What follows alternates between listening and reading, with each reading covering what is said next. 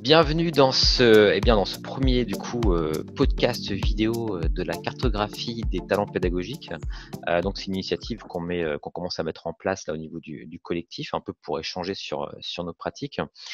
Et j'ai la chance aujourd'hui d'accueillir Glenn Le Borgne, qui d'ailleurs, pour la petite histoire, Glenn, tu te rappelles, tu étais Je me rappelle. un de mes étudiants, on va dire, il y a quelques années déjà. Donc ça me fait plaisir aussi de pouvoir garder du lien aussi comme ça avec toi. Et je vois que c'est super intéressant de voir le parcours que tu as maintenant. Donc Glenn est ingénieur technopédagogique finalement à l'école des ingénieurs de la ville de Paris. Voilà, Et donc aujourd'hui, bonjour tout le monde. bonjour Glenn du coup. Et on voulait parler aujourd'hui de Discord avec un exemple concret vraiment de ce que tu as mis en place justement à l'école des ingénieurs de la ville de Paris. Alors j'avais déjà première petite question juste avant de commencer dans le vif du sujet. Alors déjà, je voulais bien sûr déjà présenter également la cartographie des talents très rapidement. Pour les personnes qui découvrent éventuellement ce podcast ou cette vidéo, parce qu'on va également la mettre en ligne. Donc c'est un collectif qui regroupe des enseignants-chercheurs, des conseillers pédagogiques, des ingénieurs pédagogiques. Et l'idée, c'est simplement de mutualiser nos pratiques, d'échanger, etc. Et je vous invite vraiment à créer un compte sur le site lacartographiedetalents.fr. Et de cette manière, vous pourrez également accéder à une newsletter en fait j'essaie d'être assez régulier. Moi, je suis l'animateur de la carto que j'envoie environ toutes les semaines. Et il y a également des événements. Donc voilà, je vous invite vraiment à aller voir tout cela. Et puis j'avais une première question, justement, peut-être que tu peux présenter l'école peut-être où tu travailles, Glenn. C'est vrai que moi j'ai découvert Oui, en même temps en fait. alors c'est une école d'ingénieurs en génie urbain qui est située à Paris, Belleville, pour ceux qui connaissent, dans le 19e. Je suis là-bas en fait en tant qu'ingénieur pédagogique depuis 2 ans et j'ai aidé à mettre en place Moodle, une plateforme pédagogique que vous êtes nombreux à connaître, j'imagine, Un petit notamment peu, Julien qui est un petit peu, légèrement ça me dit quelque l'expert chose. du sujet. C'est une marque de pâtes, c'est ça Ça. Ah non, non, souvent on me disait ça, c'est Moodle, Doodle ou. Ouais. Notamment, j'ai fait plein d'autres choses, la mise en place j'ai amélioré les supports de cours, j'ai mis en place des animations de cours, un challenge étudiant. C'est vrai que j'invite effectivement, j'ai vu que tu as bien rempli ton LinkedIn, on va dire. Donc j'invite vraiment les personnes à se connecter à ton LinkedIn pour vraiment savoir plus sur toi, parce que c'est assez complet. On voit effectivement toutes les missions que tu as eues. Et en fait, Et j'ai repris mes études il y a seulement 4 ans. Donc, j'ai un parcours assez divers, mais en tant qu'ingénieur pédagogique, donc j'ai repris il y a 4 ans. Donc, je t'avais en tant qu'enseignant justement sur les hmm, parties un peu techno. ouais, Après, j'ai fait un contrat pro à Natixis. J'ai été dans une autre école d'ingénieurs à l'IFP School, à Rueil-Malmaison. Et voilà. Donc moi, ça me plaît que pas mal de travailler en école d'ingé. que C'est d'aventures, hein, que d'aventures depuis du coup en peu de temps finalement. Tu as fait voilà. pas mal de choses du coup. Et du coup, effectivement, la thématique qu'on voulait aborder aujourd'hui, en gros, on a été en contact un petit peu sur LinkedIn suite à moi à des podcasts que j'avais fait notamment sur Discord. Et tu m'as interpellé aussi sur l'exemple de Discord que vous avez mis en place vous au niveau de votre école. Et je trouve que c'est pour ça que je suis très content vraiment de pouvoir t'interviewer aujourd'hui, de pouvoir échanger avec toi, parce que c'est vraiment super riche pour le coup, parce que là on est vraiment sur un exemple pratico-pratique, concret et qui fonctionne pour le coup. J'étais super impressionné quand tu m'as notamment invité sur le Discord de l'EIVP. Déjà sur la première page d'accueil, on voit le nombre de personnes inscrites, nombre de personnes connectées. Il y avait quasiment le trois quarts de l'école qui était, enfin en tout cas des inscrits. Je me suis dit, waouh, ok, ça. Et ensuite, après, bon, évidemment, j'ai pu découvrir toute la structure, toutes les interactions également, toutes les choses que tu as mis en place également en termes d'accompagnement. Et donc voilà, je vais t'interroger un petit peu sur tout ça. Pour un petit peu l'idée, c'est effectivement de permettre peut-être aux établissements qui le souhaitent, aux ingénieurs pédagogiques qui le souhaitent, ou responsables de formation, etc., d'appréhender un peu mieux cet outil-là, de voir si ce serait pertinent dans leur école, éventuellement de le mettre en place. Et voilà, on va tranquillement essayer d'aborder à la fois des aspects peut-être pédagogiques et peut-être un petit peu techniques aussi, parce qu'il y a un petit peu des deux évidemment. Voilà un petit peu l'idée un petit peu de ce podcast. Et j'avais donc une toute première question à te poser, vraiment pour les personnes notamment même qui connaîtraient pas Discord. Comment est-ce que tu décrirais Discord en quelques mots et pourquoi en toi ça peut être intéressant pour une école justement de mettre en place, d'utiliser cet outil, hein. Alors, en quelques mots, en fait, c'est assez compliqué parce que on a été pris de court tous par la crise, ça arrivait d'un coup. Bon, il y avait quand même eu la grève des transports à Paris quelques mois auparavant qui a pu nous préparer un peu pour les cours à distance, mais on n'avait pas vraiment de plateforme. On n'a pas eu le temps d'en sélectionner une avec soin. Il y avait une pléthore, enfin, une offre pléthorique sur le marché.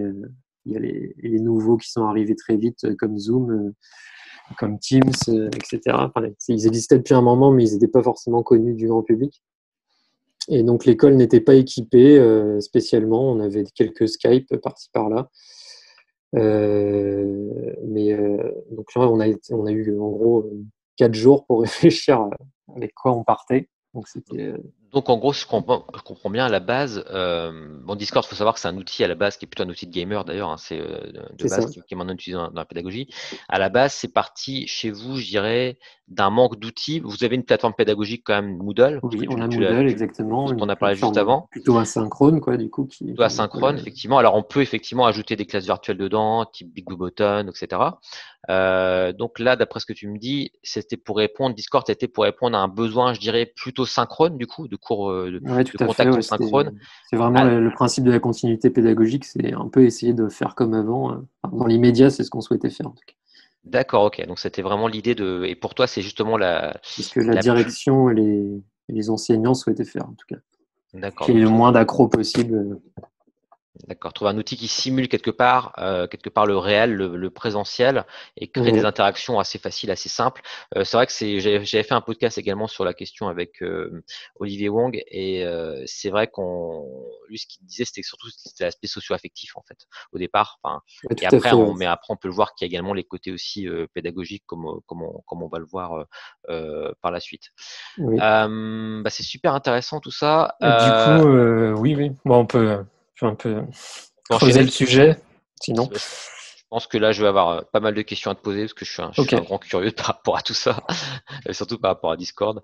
Donc, alors justement, là, tu disais que la direction, du coup, ça c'est intéressant. Donc, la direction était quelque part Assez moteur, ouais. très moteur par rapport à ça. Donc, ça, c'est un point qui est intéressant et qui est Le besoin. peut-être une Ouais. spécificité chez vous parce que souvent, ça part du bas, on va dire Discord, c'est du bottom-up, comme on dit.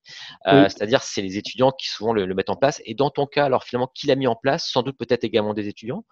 Voilà, qui Alors, c'est qui a mis oui. en place Discord du coup?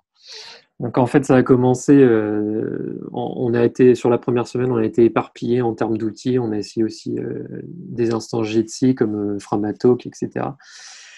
Et ça convenait pas à nombre d'élèves qui, en fait, ils pouvaient pas se connecter simultanément en grand nombre. Donc il y a eu pas mal de pertes sur la première semaine.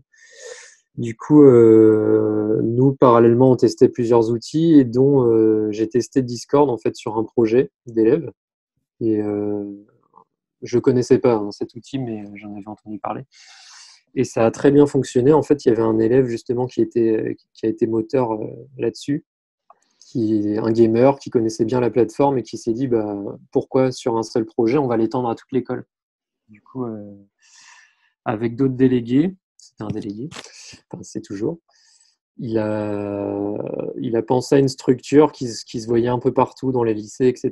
C'est-à-dire une structure basée sur les salles et l'emploi du temps, en fait. Donc, Hmm. l'intérêt de l'outil Discord, en fait, c'est un peu comme un lieu physique. C'est ça qui est intéressant. Contrairement à Zoom, qui est un lieu en fait assez descendant. Enfin, il y a l'enseignant qui fait son cours et les étudiants sont pas spécialement libres. On leur impose des contraintes horaires, ils sont obligés de se connecter à telle heure, et puis après, le cours se termine, ça se referme. Donc si je Et là, comprends bien, l'intérêt c'est de reproduire quelque part le lieu géographique dans Discord, c'est-à-dire faire un petit peu une duplication quelque part de l'école Tout à dans fait. un outil, et Discord le permet, ce que ne permet pas peut-être d'autres outils.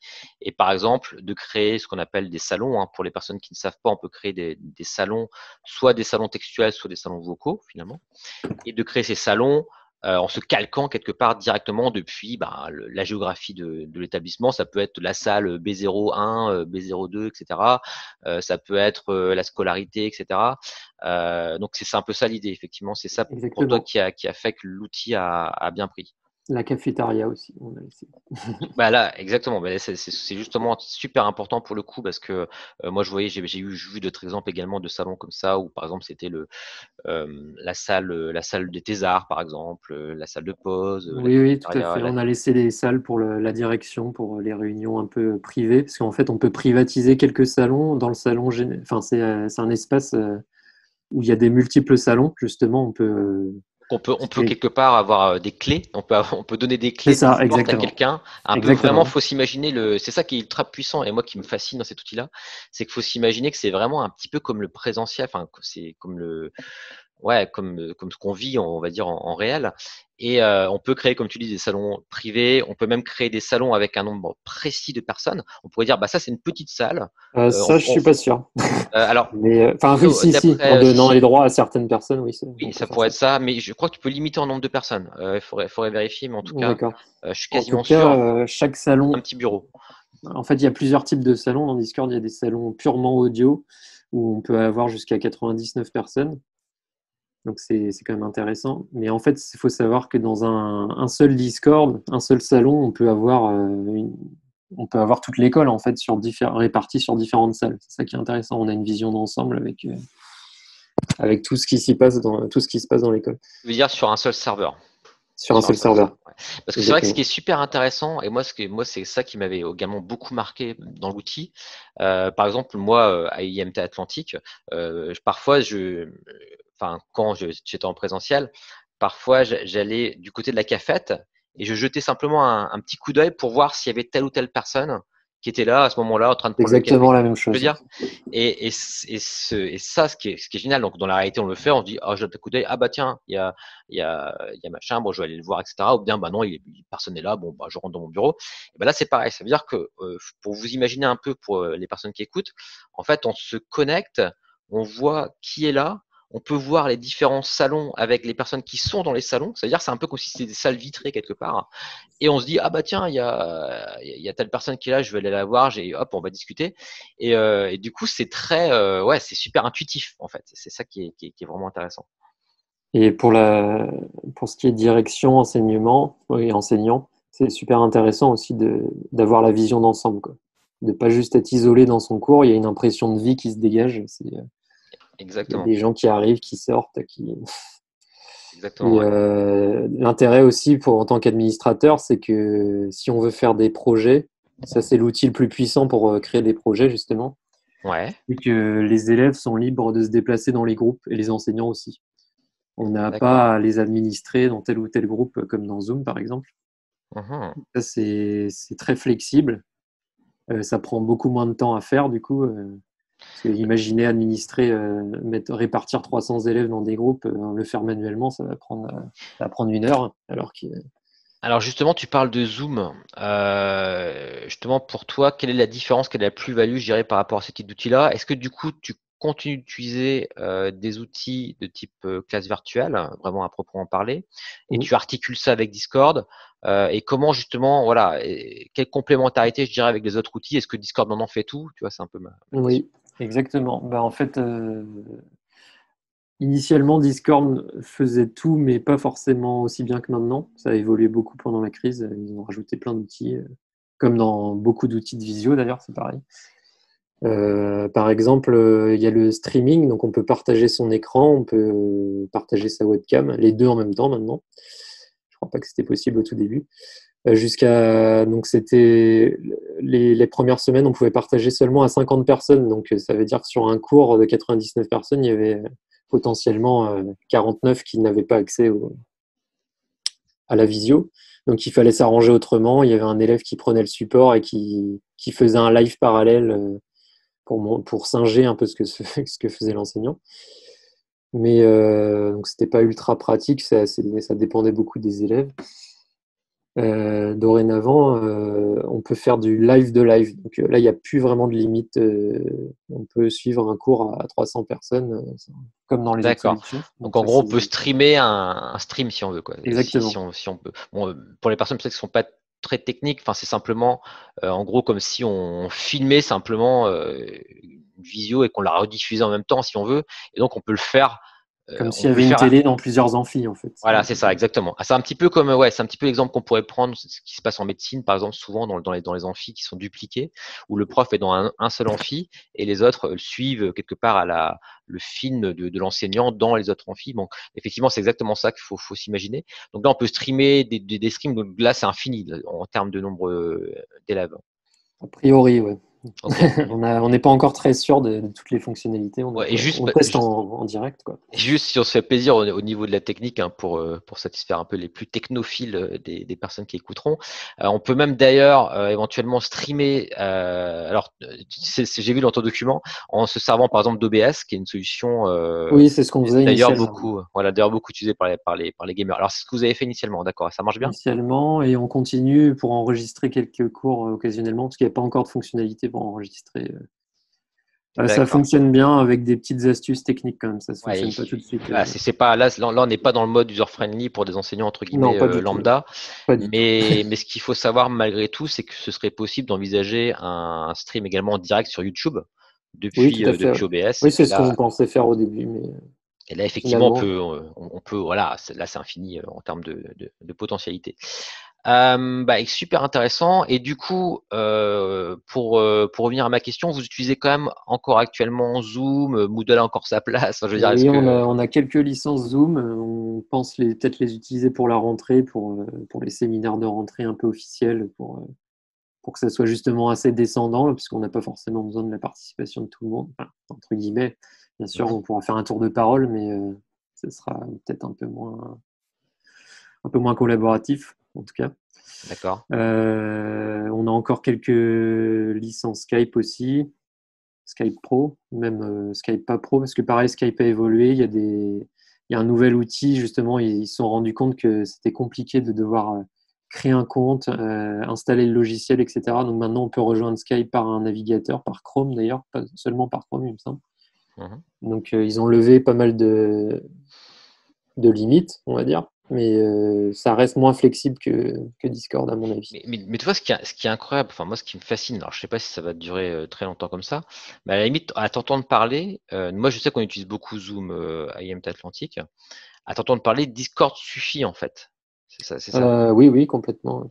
Et Enfin, ce qui est assez incroyable, si tu veux, et c'est pour ça que j'en prends conscience aussi en même temps qu'on en parle, c'est que c'est gratuit, quoi. C'est ça qui est fascinant, oui, c'est dans un sens. gratuit et je vais même pas leur faire de pub parce que la version payante ne permet pas forcément d'améliorer les choses. Bien au contraire, parce qu'en fait, nous, notre difficulté avec les étudiants, c'est qu'il y a un tiers de chaque promotion environ qui est, ou un tiers de l'école tout simplement, qui a des problèmes de connexion, qui partagent par exemple la connexion sur son smartphone. Et en fait, il faut savoir que Discord, c'est avant tout un outil audio.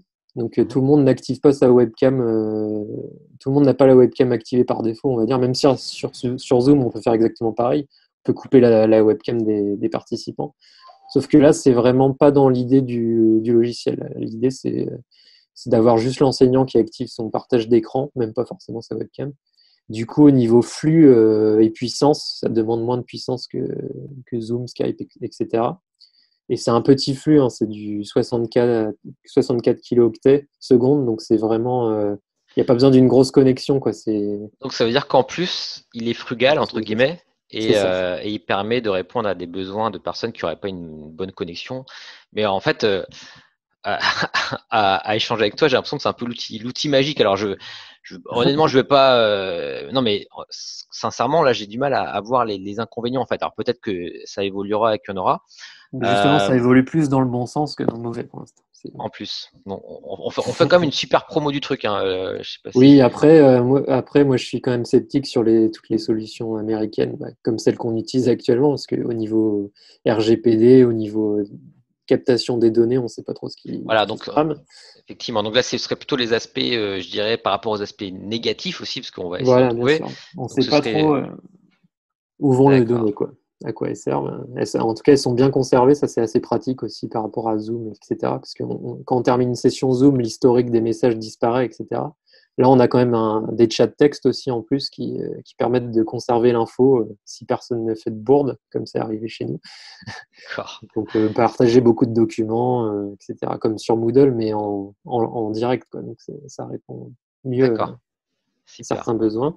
Moodle est quand même encore reste beaucoup utilisé, j'imagine, pour les Ah oui, on évaluations, conseille quand même de etc. passer avant tout sur Moodle Ok. pour mettre les docs, On justement, rassure, pour sinon je vais quitter tout de suite organiser l'info. cette réunion, hein. Je censurais. Non, non, non, Moodle reste la pièce maîtresse, on va dire. D'accord, ça marche.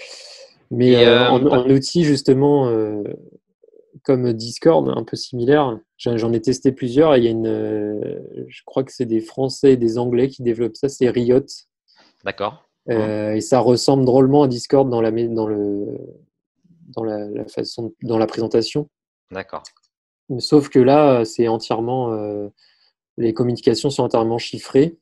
Mhm. C'est C'est open c'est très source. protecteur de la vie privée, c'est open source. Il y a aussi de la visio, ça fonctionne sur Jitsi, donc On peut l'installer sur nos hein, propres serveurs, etc. on Donc peut l'installer sur nos tout propres avantage. serveurs. Donc ça me semble être une option très intéressante pour les écoles à creuser. D'accord. Après, c'est un peu plus limité que Discord Peut-être que ce en serait une termes stratégie, de. effectivement, comme ça se fait par rapport aux visio, enfin aux outils de test virtuel, d'avoir par exemple Zoom et Big Blue Button, tu vois, pour un petit peu avoir les deux types d'outils hébergés en interne et externe. Ouais, c'est ça. Peut-être là, ça pourrait être l'idée d'avoir Discord et puis Riot. Enfin voilà, après Ouais, avoir. ce qui est intéressant, c'est que l'interface se ressemble, donc le transfert, il n'est pas forcément très long pour Mhm. enfin, le transfert de. Mhm. Enfin, voilà. D'accord. Par contre, oui, c'est limité en termes d'utilisateurs, de nombre. Ouais, il n'y aura pas toutes les Là, on est sur possibilités. du Jitsi, donc je pense en audio, ça passe pas mal. Donc on Mhm. peut arriver à avoir, je pense, 99 personnes aussi, mais en visio, ça m'étonnerait. Faut D'accord. tester. Ok, super Et, intéressant. mais l'aspect positif c'est aussi de Discord, c'est qu'il y a beaucoup de gamers dans les écoles, donc il y a beaucoup d'étudiants qui ont déjà le logiciel chez eux. Donc, Ouais. ils peuvent eux-mêmes former à leur tour les autres étudiants, les enseignants. Donc ça va Donc très vite. il y a ce qu'on appelle le principe d'affordance, c'est-à-dire on se C'est base ça. sur quelque chose que les gens connaissent et voilà, ça prend beaucoup mieux au niveau des usages. Super intéressant tout ça. Et justement, alors comme tu le dis, c'est un outil de gamer à la base. Est-ce que tu as dû faire comment on appelle ça, des compromis par rapport à quel outil de base? Est-ce que tu as des paramètres que tu conseilles pour les personnes qui souhaitent le mettre en place au niveau de leur école? Oui, tout à fait. Mais je les ai découverts il n'y a pas si longtemps que ça, on va dire. Il y avait Donc en fait, quand on arrive sur le chat, à chaque fois que quelqu'un se connecte, donc quand on est une école avec 300 personnes, toutes les secondes, sur le général, ça affiche des petits messages rigolos personnalisés en fonction de la personne qui arrive. C'est sympa au début parce que c'est moins rigide que les autres outils et ça fait un côté un peu plus accueillant, on va dire. Mais bon, rapidement, ça sert à rien, donc on peut supprimer ces messages personnalisés. D'accord. Il y a également, le fait que par défaut, il me semble que ça indique ce que font les joueurs. Donc, s'ils sont en train de jouer en même temps, ça indique à quel jeu ils sont en train de jouer. Ça indique aussi les vidéos YouTube qu'ils regardent, il me semble. Donc, c'est assez intrusif. Faire D'accord, c'est attention. important. C'est important du coup Donc, c'est pas de mal le savoir. d'enlever cette option pour D'accord, une donc école. tout s'enlève. Super. Après, c'est pareil, on conseille à l'école, on a rapidement vu que les joueurs gardaient leur pseudo de joueur, donc c'est bien quand même d'imposer le changement de prénom-nom à tout le monde pour qu'on s'y retrouve, Du coup, de sur les jeux en relimiter ligne, les salles correctement, etc. du coup, sur les jeux en ligne aujourd'hui, on va voir plein de Pierre Dupont est en train de jouer à. Oui, après, je sais pas s'ils peuvent avoir plusieurs profils aussi, je Ouais, pense pas. voilà, peut-être sans doute, ouais. Après, il faut. Ouais, c'est sûr qu'ils gardent la plateforme Discord pour jouer, donc des fois, ils préfèrent quand même garder leur pseudo. On peut Voilà, pas non, non c'est ça plus qui leur est. Parce que là, imposer. du coup, on est sur un outil multiface, quoi, à la fois d'un outil de gamer qui maintenant arrive dans la pédagogie. Ça, c'est super intéressant. Et au niveau, par exemple, de la prise en main, notamment, je pense aux enseignants, même aux étudiants d'ailleurs, est-ce qu'il y a des soucis, je sais pas, par exemple, le fait que les micros s'activent automatiquement, des choses comme ça, est-ce que ça peut pas créer des Oui, problèmes au c'est niveau de la assez. privacy? Ouais, tout à fait. C'est assez intrusif aussi, Discord. Il faut savoir que ça tourne en tâche de fond sur Windows. L'ergonomie est pas forcément ultra évidente à première vue, donc on peut laisser. Il y a beaucoup, par exemple, d'enseignants qui rejoignent des salons et qui n'arrivent pas à les quitter tout Ouais, seuls. voilà. Donc nous, on peut Mais les, on en on peut le parlait faire, mais justement la dernière fois là quand j'étais sur le. J'ai eu pareil un trou de mémoire. Je voyais plus comment est-ce qu'on quittait le salon. Et c'est vrai que c'est tout en bas. Faut cliquer sur un le petit petit bouton téléphone. le petit téléphone et on raccroche quelque part. Et c'est vrai que comme tu dis, ça c'est un point de vigilance à avoir. Si vous êtes sur Discord, vous pouvez très bien, sans le savoir, être en train de diffuser votre voix finalement et être au téléphone en même temps. Donc voilà, c'est quand même un point de vigilance à avoir. C'est vrai on avait échangé un petit peu là-dessus. Et ce que tu me disais, c'était que ce qui est également intéressant, c'est que les mœurs aussi changent, etc.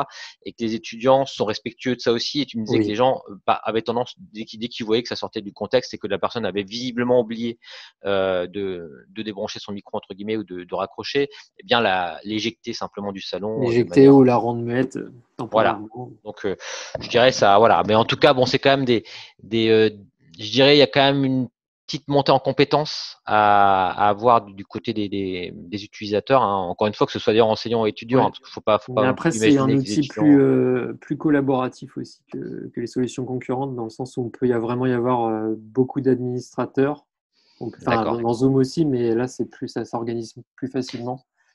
Et le fait qu'on ait plusieurs à gérer la plateforme en permanence, en fait, c'est plus D'accord. sécurisé, on va dire. Et justement, j'avais noté cette question parce que là, on avait donc mis quelques questions là pour préparer cette interview. Mais est-ce que du coup, il y a un groupe qui a été créé pour manager, je dirais, enfin pour administrer, qui prend des décisions en termes de structure. Ce qu'il faut savoir, hein, pour les personnes qui connaissent pas bien, donc on crée nos salons, on va pouvoir créer des grands groupes entre guillemets, des grandes catégories si on veut, et ensuite des salons dans ces catégories.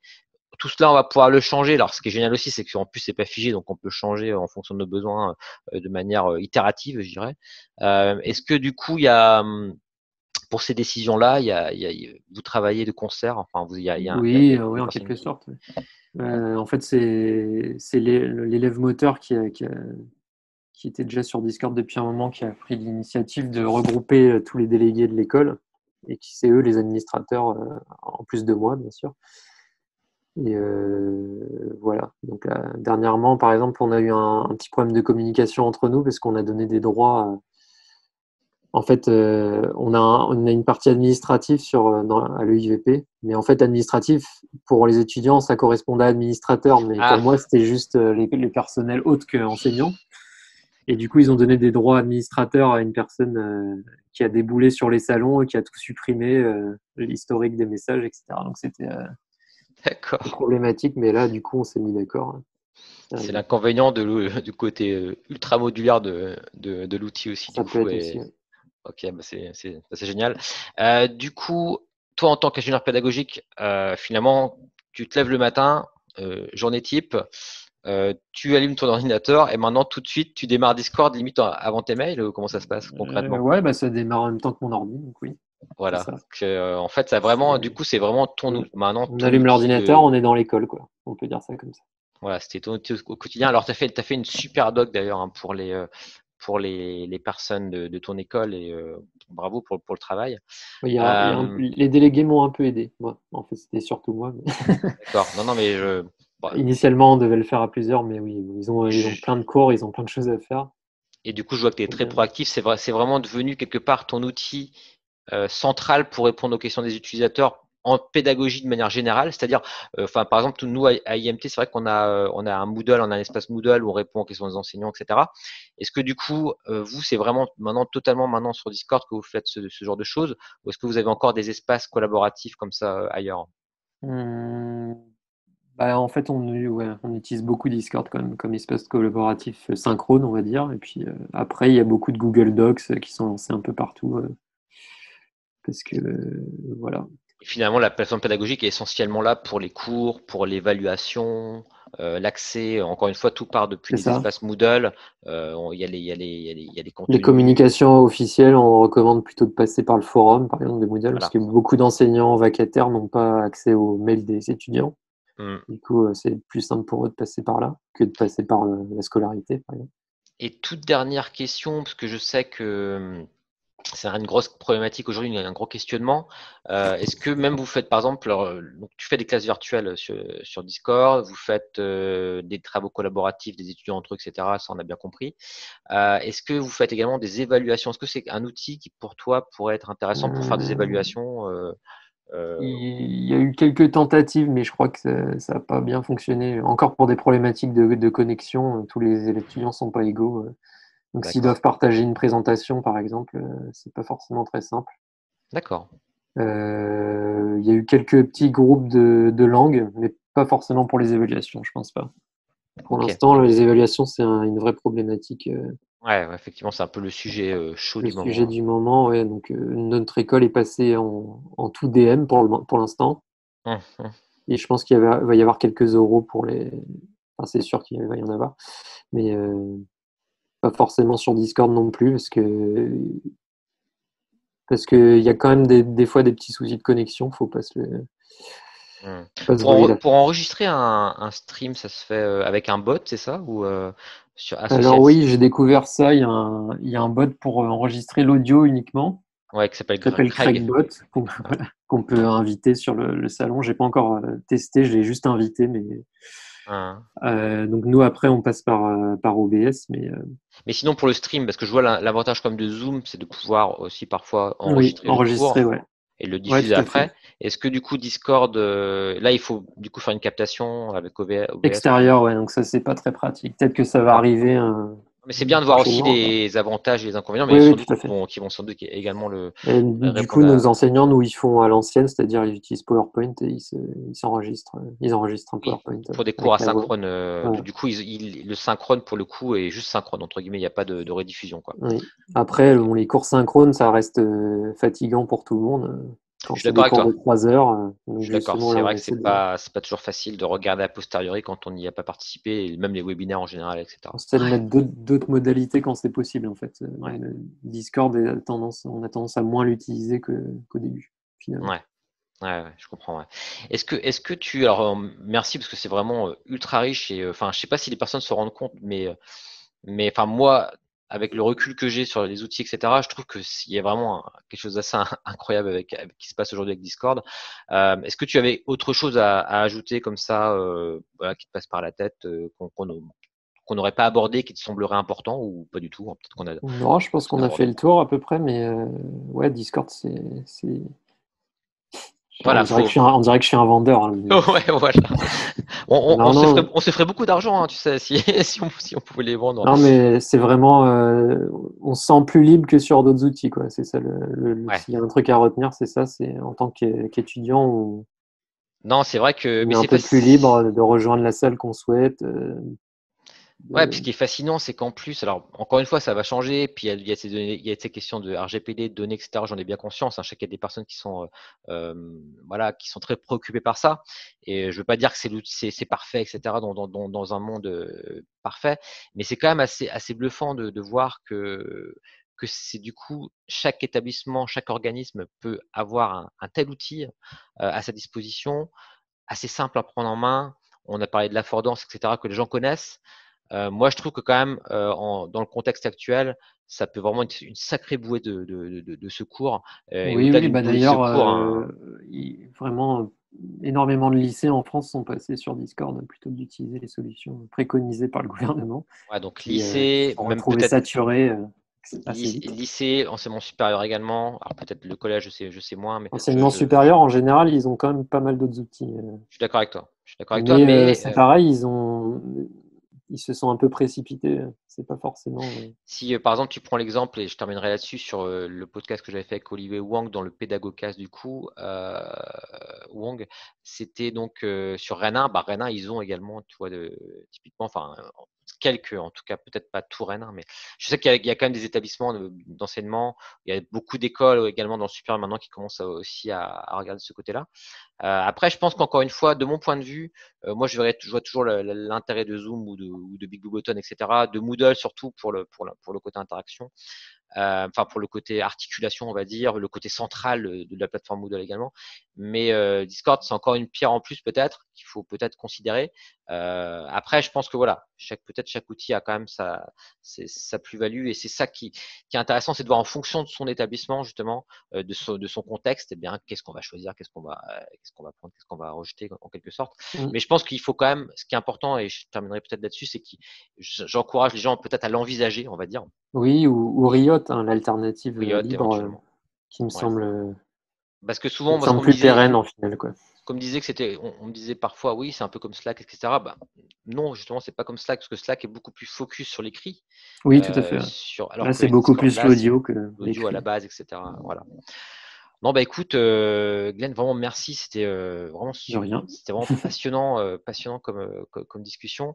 Donc, alors, on va essayer bien sûr de mettre en audio et en vidéo cet échange. Il y a une chaîne, donc il y a une chaîne YouTube pour la carte des talents. Bah, On c'est peut un peu éventuellement rajouter un peu nouveau, hein. quelques captures On vidéo. pourra peut-être rajouter des choses en plus. Oui, effectivement, si tu as des documents, des choses comme ça que tu veux qu'on mette en complément, ce sera avec plaisir. Donc je rappelle ce podcast est réalisé dans le cadre de la cartographie des talents. Alors peut-être qu'on aura l'occasion d'ailleurs de faire une fiche là-dessus sur la carto si on prend un peu de temps également. Donc voilà, n'hésitez pas encore une fois à vous créer un compte sur ce site, donc cartographietalents.fr.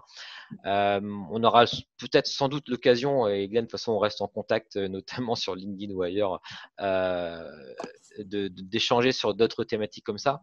Mais en tout cas, merci vraiment pour cet échange très riche et je pense qu'il a vraiment intéressé, je pense, beaucoup de monde. Et je te dis donc à très bientôt pour un À bientôt. prochain épisode. Avec plaisir. Salut Glenn, à très bientôt.